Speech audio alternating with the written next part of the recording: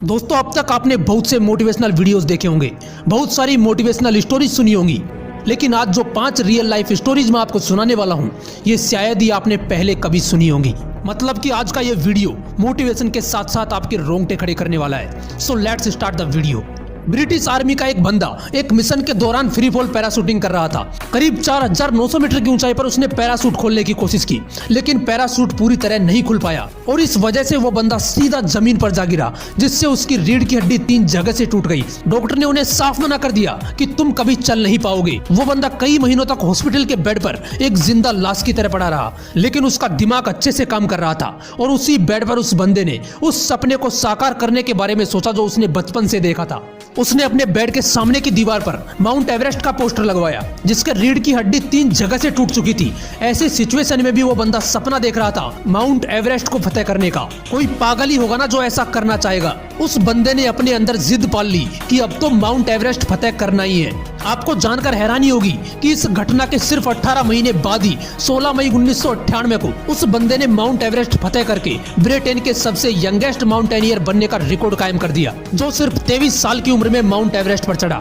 और इतना ही नहीं, पैरा मोटर के जरिए ये बंदा बिना ऑक्सीजन के 9000 मीटर की ऊंचाई पर जाने का वर्ल्ड रिकॉर्ड भी बना चुका है। उस बंदे का नाम है बेयर ग्रिल्स, जो आज famous TV show man versus wild के जरिए लोगों को सर्वाइवल टिप्स दे रहा है। ये वही फेमस टीवी शो है जिसमें कुछ साल पहले अमेरिका के पूर्व राष्ट्रपति बराक ओबामा और भारत के प्रधानमंत्री श्रीमान नरेंद्र मोदी आ चुके हैं। यार, किसी चीज को पाने की अगर जिद होती है ना, तो बंदा उसे पाने के लिए पागलपन की किसी भी हद तक जा सकता है। ग्लेन कनिंगम नाम का एक छोटा सा लड़का, जिसके स्कूल में आग लग गई और वो आग की चपेट में आ गया। जब उसे आग से निकाला गया तो उसके बॉडी का कमर से नीचे वाला हिस्सा पूरी तरह जल चुका था। डॉक्टर ने उस लड़की की मां को बोला कि इसके बचने की उम्मीद बहुत ही कम है और अगर ये बच भी गया तो पूरी जिंदगी व्हील चेयर पर पड़ा रहेगा। उसकी जान तो बच गई, लेकिन उसकी टांगे बॉडी के साथ बेजान लटक रही थी।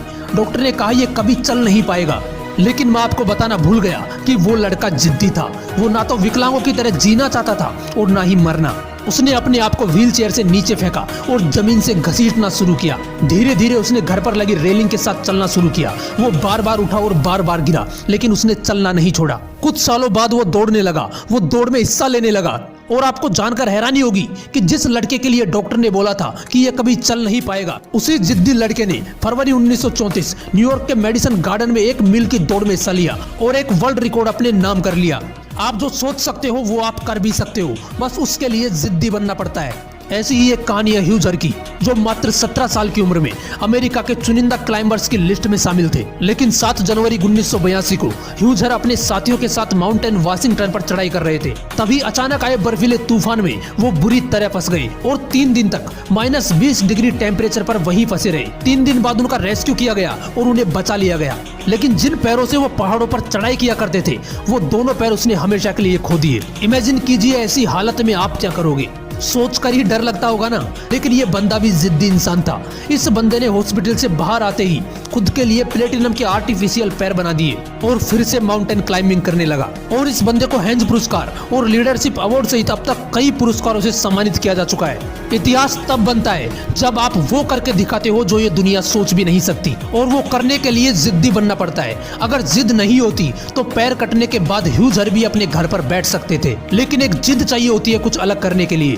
एक लड़की जिसकी माँ की डेथ हो जाती है, जिसका पति उसे छोड़कर चला जाता है, वो लड़की अपनी छोटी सी बेटी की परवरिश के लिए एक जॉब करना शुरू करती है। साथ में ही वो अपनी एक बुक लिखती है। जब उसकी बुक कंप्लीट हो जाती है तो वो उसे पब्लिश करवाने के लिए कई पब्लिशर्स के पास जाती है, लेकिन एक के बाद एक 12 पब्लिशर्स उनकी बुक छापने से मना कर देते हैं। लेकिन वो लड़की हार नहीं मानती और फाइनली लंदन का एक पब्लिशिंग हाउस ब्लोम्सबरी उनकी बुक को पब्लिश करने के लिए तैयार हो जाता है। लेकिन वहाँ का एक एडिटर उस लड़की को बोलता है कि तुम अपना समय बर्बाद कर रही हो, ये बुक कभी सफल नहीं होने वाली। लेकिन उस लड़की को अपने आप पर पूरा विश्वास होता है और वो उस बुक को पब्लिश करवाती है।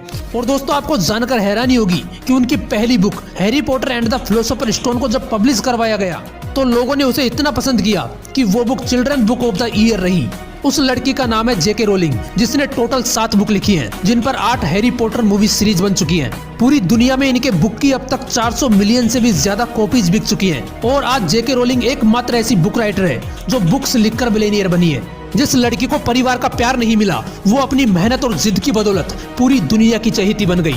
तुम शुरुआत करोगे तो लोग हंसेंगे, तुम जिद्दी बनोगे तो तुम्हें पागल कहेंगे, लेकिन तुम रुकना मत, क्योंकि जब तुम करके दिखाओगे तब तुम्हें पागल कहने वाले लोग रोएंगे।